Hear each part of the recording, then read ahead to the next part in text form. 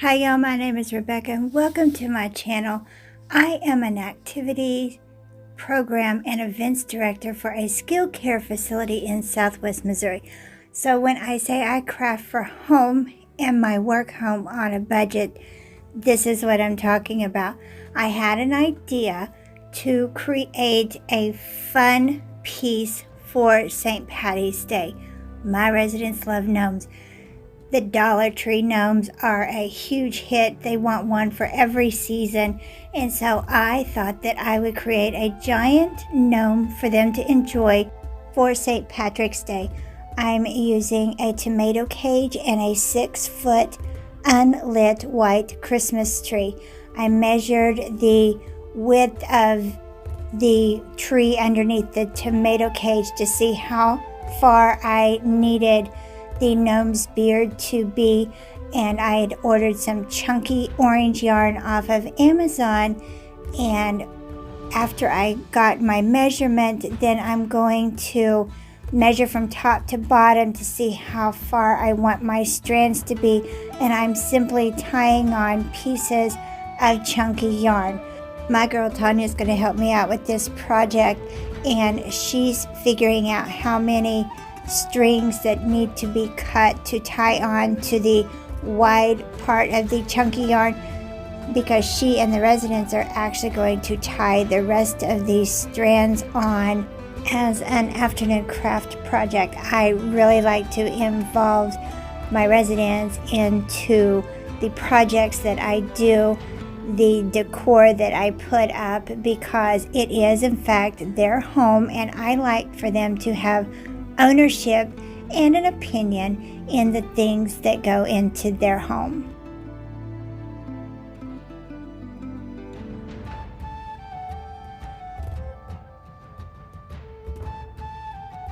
I went around the Christmas tree that was inside the tomato cage and turned the branches inward so that I wouldn't have anything sticking out when I put the fabric on. I'm going to use a 1.5 yards of leftover St. Patty's Day fabric that I had in my stash, and I'm simply going to fit it around the bottom of the tomato cage, hot glue that on, and then shape it to the tomato cage and finish the edges off with some hot glue. I did add some LED lights to the Christmas tree on the bottom portion so that during the week of St. Patrick's Day it would light up and it would glow. Just add a little bit more fun. Winter in Southwest Missouri, y'all, is so dreary, and anything bright colored when St. Patrick's Day rolls around and the greens roll out, it just makes you think that spring is right around the corner, because it is. But that doesn't mean that the weather is going to cooperate and it's going to feel very spring-like out of doors.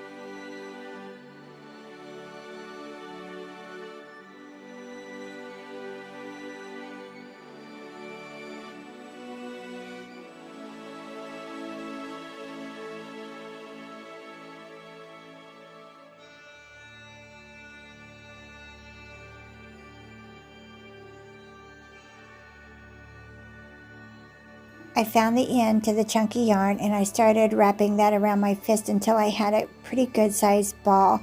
I hot glued the end, and then I put a lot of hot glue on the back side of the ball and hot glued that to the top of the tomato cage. Then I decided it needed a little bit more detail, so I hot glued the strand of chunky yarn to the bottom of the tomato cage as well. I'm going to wrap some chunky yarn around my hand into various long circular loops, tie that off in the middle, and then cut the strands and hot glue that to the top of the pom-pom that I had already hot glued into place.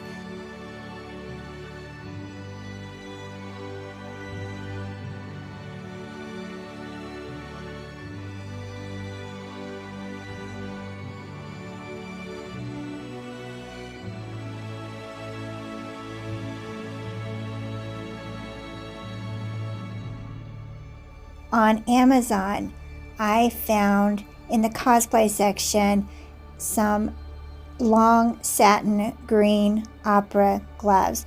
I'm going to stuff the gloves with plastic bags until I get the right consistency, and I'm going to leave probably 3 inches at the bottom of the glove so that I can just wire it into the tree. Then for the second pair, I'm going to stuff them, turn the glove upside down. And when I had told one of my girlfriends about this little project, she had been to the thrift store and found some rainbow rain boots. She purchased those just for this project. It made the whole thing just pop. They are so cute. I cannot believe that she found them. But I'm going to turn the glove upside down after I have stuffed it and make the legs of the gnome to go into the rainbow boots.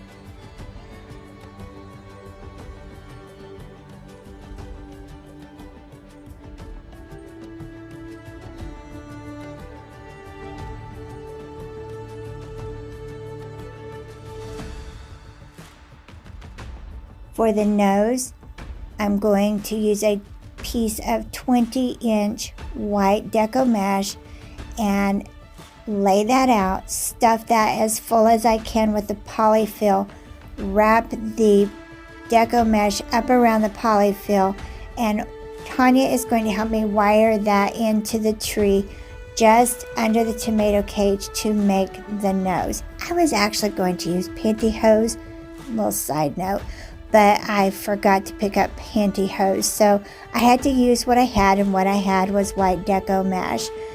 After I have everything in place, I'm going to put the beard on, and I'm going to just wire that once again into the tree, make it nice and sturdy. You can use the tree branches to kind of form the beard, and then tuck it underneath the nose, bring the arms out to the front, and then my gnome is going to hold a cute St. Patty's Day Dollar Tree sign.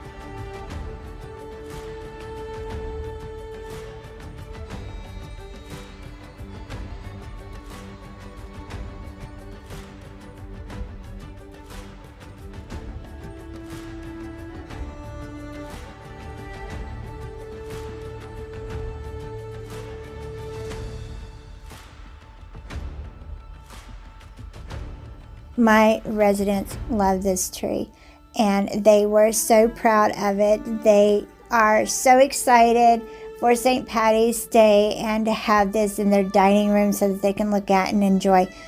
The fact that they love it just made my day.